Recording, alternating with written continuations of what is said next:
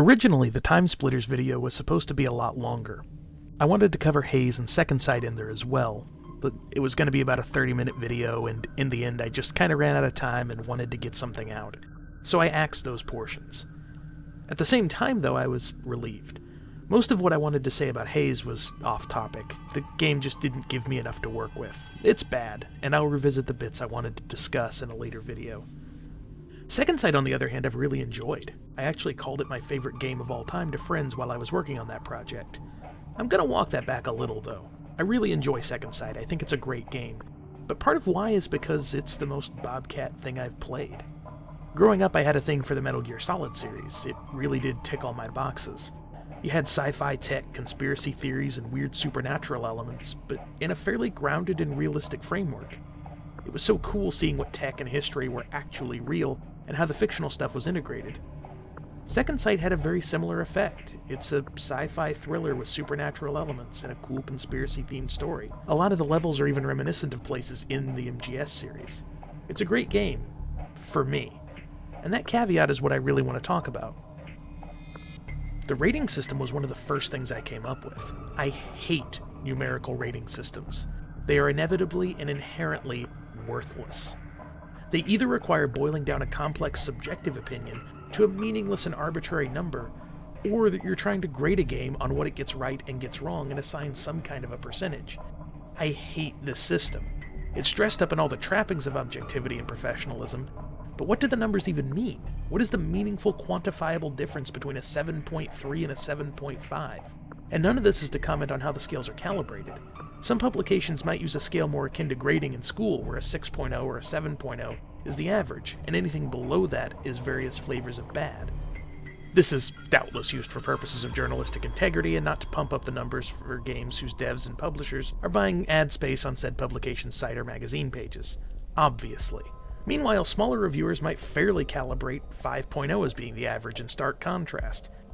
And none of this even gets into how review aggregators like Metacritic attempt to use this data to compute some kind of meaningful data from totally disparate reviewers whose styles might conflict with one another, making any comparison, let alone average of their scores, somehow even less meaningful, and how the industry will use these aggregators to make business decisions, which in turn leads to the bland homogenization of media, as once thriving genres like horror are snubbed in favor of more immediately marketable genres like shooters, all to feed an unsustainable beast of corporate greed and artistic bankruptcy, which I feel is inevitably bound for a massive crash, as publishers double and triple down on their faulty decision-making, gambling their careers, their employees, and the futures of their IPs on cheap cash grabs and gimmicks to justify the CEO's decadent lifestyles and perpetuate a system that creates wealth inequality, discourages free thought, and altogether brings society ever closer to the brink, all in the pursuit of an ever higher number in a bank account which has long since lost whatever meaning it otherwise would have, as the humanity is sapped from its owner.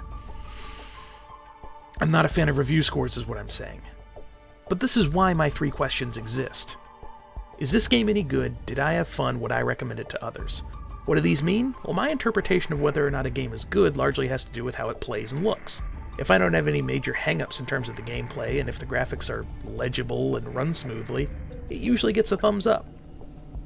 This is probably the least subjective of the questions, as it's directly tied to performance. But that said, the controls sometimes don't click with me, or an art style I find hinders a game. And those are grounds for a no in this category. I think as time goes on, people will start to see what I do and don't like in games. I'm a sucker for good art design and music, and generally will rate highly any game which gives me something I haven't seen, in a technically competent package. I'm a simple man, it's what I like. One of the worst things a game can be is boring.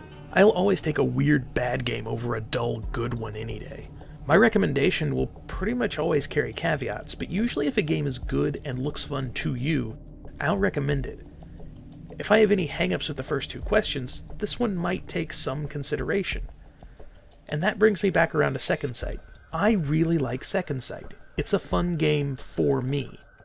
I don't know how highly I'd recommend it to others, though. The story is fun, but the twists are fairly predictable. The gameplay is technically competent, but it's a third-person cover-based shooter. The settings are great, and the music is great, and the art is great, but it's not far off of Time Splitters, and there's no getting around Time Splitters Future Perfect being the game that's easier to recommend. I really like this game, but I don't know that you will. And that's not because it's bad, it's certainly not, but more because the things I like are so intangible and hard to describe. It reminds me in that way of Far Cry 5 and New Dawn. Everyone I discuss these games with tends to write them off as Far Cry Another One. Usually the conversation boils down to Far Cry 3 being a turning point for the series for better or worse, and people dropping the series there or with Far Cry 2. The thing is, I have a hard time disagreeing. And yet, I've logged I don't know how many hours between Far Cry 5 and New Dawn. The Ubi app says 33 hours for Far Cry 5, and, well, that's just plain false. I had a save file that corrupted itself at 125 hours, and that's the third or fourth time I've played through. Why on earth did I play through these games so many times? I like the setting. I like the cult angle, it was great to me. I like studying groups like the Branch Davidians, the People's Temple, and Heaven's Gate, and the fact that here in the US there have been cults which have seized immense power in the places they were based only makes it more interesting to me. Obviously, it's exaggerating with a lot of its concepts, but I like the idea of it. I like the Seeds as villains. I have my issues with their writing, but I find them to be fine, charismatic villains. They feel creepy. They're realistic enough to send a chill down the spine, but with enough strangeness to keep the admittedly somewhat outlandish plot going. This is a pair of games which resonates with me and basically no one else in my immediate group. If I were going to recommend a Far Cry game, I'd probably send folks to one of the first three. One of those would likely serve them better than 5 and New Dawn. If I had to review Second Sight in the style of a normal reviewer, I don't know what I'd do. I'd probably just give it something between a 7 and an 8. Keep it a nice, safe score. I can't guarantee that you'll like it, but I genuinely love it. And that's not an opinion that translates well to Metacritic. But I feel like that's a problem with Metacritic and not with me. I've long ranted to anyone who will listen, and some who won't, about how this attempt to boil everything down into a number generally hurts the gaming landscape. But I feel games like Far Cry 5 and Second Sight really cement a part of why this is a problem. What's the solution?